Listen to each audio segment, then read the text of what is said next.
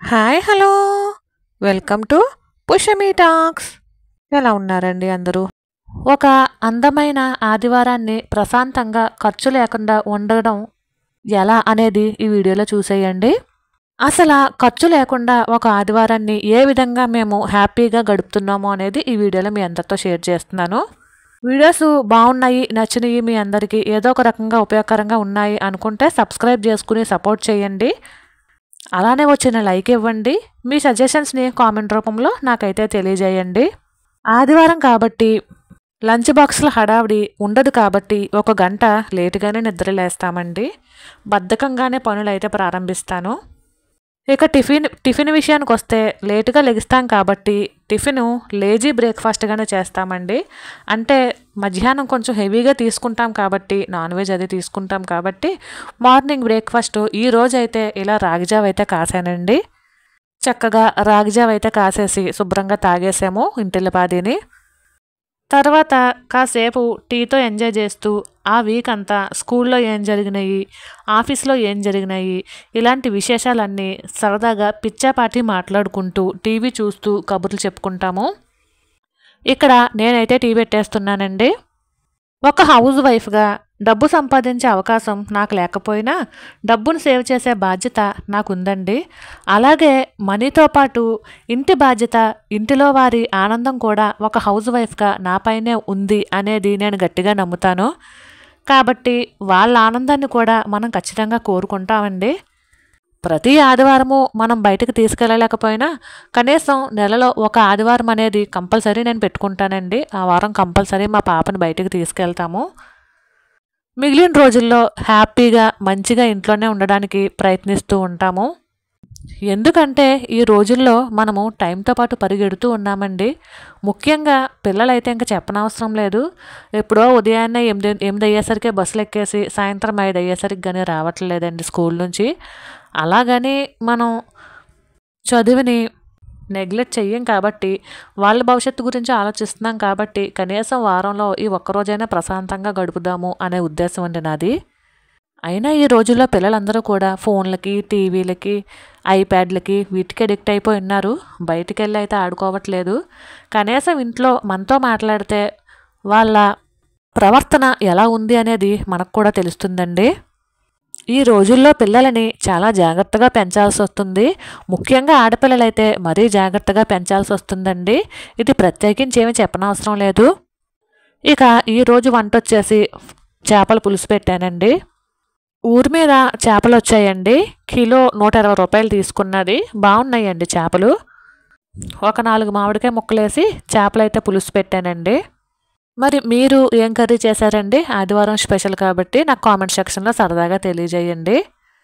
ఇక మా చిన్నప్పుడు ఆదివారం అయితే మాత్రం అమ్మమ్మ దగ్గరకో నానమ్మ దగ్గరకో వెళ్ళి ఖచ్చితంగా పేలైతే దువ్వించుకునే వాళ్ళం అండి. ఉదయాన్నే వెళ్ళి పేలు దువ్వించుకుని మధ్యాహ్నం తలస్నానం అది చేసి వచ్చేవాళ్ళము సరదాగాను. అమ్మమ్మ నానమ్మ కూడా తలస్నానానికి, తలకు నూనె పెట్టడానికి బాగా ఇంట్రెస్ట్ చూపేవారండి.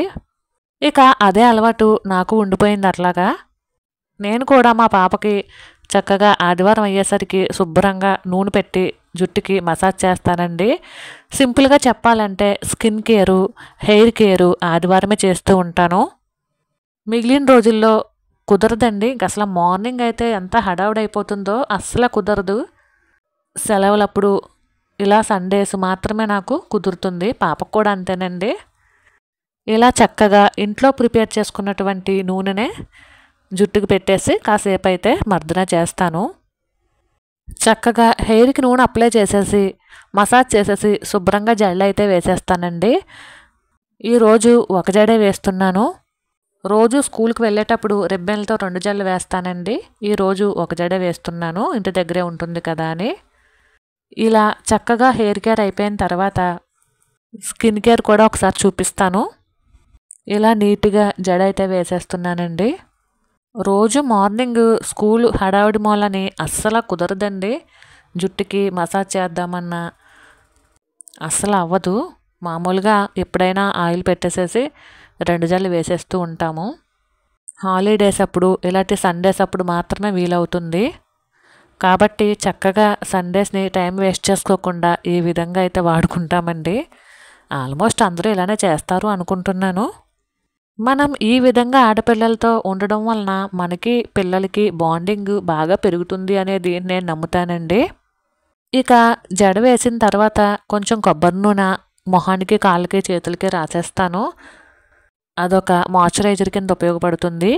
ఇక తర్వాత కొంచెం శనగపిండిలో కాసింత బియ్యపిండి, కాసింత పసుపు, కొన్ని పాలు పోసి కలుపుకొని నలుగుపిండికి ప్రిపేర్ చేస్తున్నానండి. సాధారణంగా మా ఇంట్లో ఎప్పుడూ కూడా పెసరపిండి, గసగసాలు కలిపి ఆడిస్తామండి, అంటే మరపట్టిస్తాము.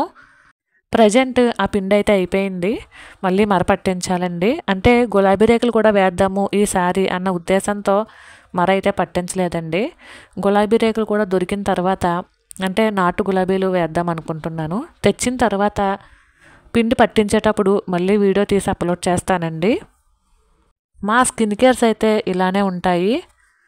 ఎక్కువగా ఇంట్లో ఉండే వాటితోనే స్కిన్ కేర్స్ అయితే మేము వాడతామండి. కెమికల్స్ అవి ప్రస్తుతానికి వాడట్లేదు. ప్రస్తుతానికి ఏంటండి, ఇప్పటి వరకు కెమికల్ యూజ్ చేసినటువంటి నలుగుపిండి కానీ, సోప్స్ వాడతాము డైలీ. కాకపోతే నలుగుపిండి, ఏవో స్క్రబ్బర్లు ఇలాంటివి వస్తూ ఉన్నాయి కదా, అవైతే ఇప్పుడు దాకా మేము వాడలేదండి. మా పాపకైతే అస్సలు వాడలేదు, కనీసం పౌడర్ కూడా రాయనండి దానికి. ఇక పాలు పోసేసి నలుగుపిండి అయితే కలుపుతున్నాను. చిన్నప్పటి నుంచి కూడా మా పాప చక్కగా నలుగు పెట్టించుకుంటుందండి. ఎంతైనా ఆడపిల్లలు అంటే అంతే కదా, ఇప్పటికీ పెట్టించుకుంటుంది వారానికి ఒకసారి. ఖచ్చితంగా నేను కూడా వారానికి ఒకసారి నలుగు పెట్టడానికే ట్రై చేస్తానండి.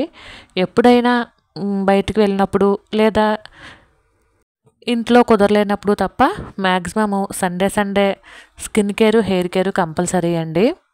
ఇక దాని తర్వాత శుభ్రంగా లంచ్ అయితే చేసేసి ఒక కునుకైతే తీసేస్తాము. ఇలాగా మొత్తం బెడ్రూమ్ అంతా చీకటిగా చేసేసుకుంటామండి. అంటే కర్టెన్లు అవి వేసేసి, మా కర్టెన్లు కొంచెం డార్క్ కలర్లో ఉండడం వలన పగలు కూడా కొంచెం చీకటిగానే అనిపిస్తూ ఉంటుంది తలుపులన్నీ వేసేస్తేనే. సండే హాలిడేస్లో తప్ప మా పాపకు కానీ మా వారికి కానీ మధ్యాహ్నం రెస్ట్ తీసుకోవడానికి కుదరదండి. కాబట్టి కొంచెం ఎక్కువసేపే రెస్ట్ తీసుకుంటారు అనే ఉద్దేశంతో నేనైతే నిద్రపోమ్మనే చెప్తాను. తర్వాత స్నాక్స్ కింద అరటికాయ బజ్జీ వేశానండి. సాయంత్రం కొంచెం కాఫీ అయితే పెట్టేశాను. నేనైతే కాఫీ తాగనండి, నాకు కాఫీ అంటే చాలా భయం. డెలివరీ అప్పుడు ఇంకా నైట్ టైము డిన్నర్ పెట్టకుండా ఎక్కువగా కాఫీ రొట్టె ఇచ్చేసేది మా అమ్మమ్మ. అంటే ఒక పెద్ద లోటాడు కాఫీ, అలాగనే ఒక 4 బ్రెడ్ పీసులు ఇచ్చేసేదండి డిన్నర్కి. ఇంచుమించు ఒక నెల రోజులు అదే తిన్నాను. దానివలన కాఫీ అంటే విరక్తి వచ్చేసిందండి. ఇక ఫ్రైడే రిలీజ్ అయినటువంటి సినిమాలు ఈ విధంగా సండే అయితే చూడడానికి ట్రై చేస్తామండి. కింద ఒక బొంత లాంటిది వేసేసుకుని మొత్తం లైట్స్ అన్నీ ఆపేసుకుని శుభ్రంగా మూవీని అయితే ఎంజాయ్ చేస్తాము. ఇక నైట్ డిన్నర్కి ఈరోజు అయితే చపాతీ చేస్తున్నానండి. ఇది చేసేది నేను కాదు, మా వారు. సండేస్ హాలిడే ఉన్నప్పుడు నాకు ఇలా హెల్ప్ చేస్తూ ఉంటారండి. మా బావ వంట కూడా బాగానే చేస్తారు. నిజం చెప్పాలంటే పళ్ళులో కనిపిస్తుంది కదండి చపాతీ ఫస్ట్ది, అది నేను చేసిందే. నాకు చపాతీలు ఎప్పుడూ కూడా అదేంటోనండి రౌండ్గా అస్సలు రావు. అందుకని ఆయన చేసి ఇచ్చేస్తూ ఉంటే నేనైతే ఇలాగా కాల్చేస్తూ ఉంటానండి చపాతీలు. ఇలా మూవీ చూస్తూ డిన్నర్ కూడా ప్రిపేర్ చేసేసుకుని చక్కగా తినేసి మళ్ళీ మార్నింగ్ మామూలు మండే రొటీన్లోకి వెళ్ళిపోవాలి కాబట్టి చక్కగా త్వరగా నిద్రపోతామండి. మార్నింగ్ త్వరగా లేవాలి కాబట్టి. సాటర్డే నైట్ అయితే త్వరగా పడుకోము. ఆల్మోస్ట్ ఆ రోజు అంటే సాటర్డేస్ నైట్ అనమాట మూవీస్ పెట్టుకుని చూస్తూ ఉంటామండి. సండే కొంచెం లేటుగా లేస్తాం కాబట్టి సాటర్డే నైటే మేము మూవీస్ చూడడానికి ఇష్టపడతాము. చూడండి చపాతీ ఎంత మెత్తగా వచ్చిందో చూసారా. ఒకరోజు మొత్తం ఈ విధంగా ఆనందంగా ఆహ్లాదంగా ఫ్యామిలీతో చక్కగా గడిపామండి ఇంట్లోని. దీనివల్ల మాకు ₹1 కూడా ఖర్చు అవ్వలేదు. ఎటొచ్చి ఆ చేపలకే అయ్యాయి. ఇంట్లో చక్కగా చేపల కర్రీ వండుకుని హ్యాపీగా ఎంజాయ్ చేస్తూ తిన్నామండి. అదే ఏ రెస్టారెంట్కో వాటికో వెళ్తే ఖచ్చితంగా 500 ఈజీగా అయిపోను. మరి వీడియో నచ్చితే please like, share and subscribe. మరొక వీడియోతో మళ్ళీ కలుస్తానండి. అంతవరకు ఉంటాను. Bye. Thank you for watching.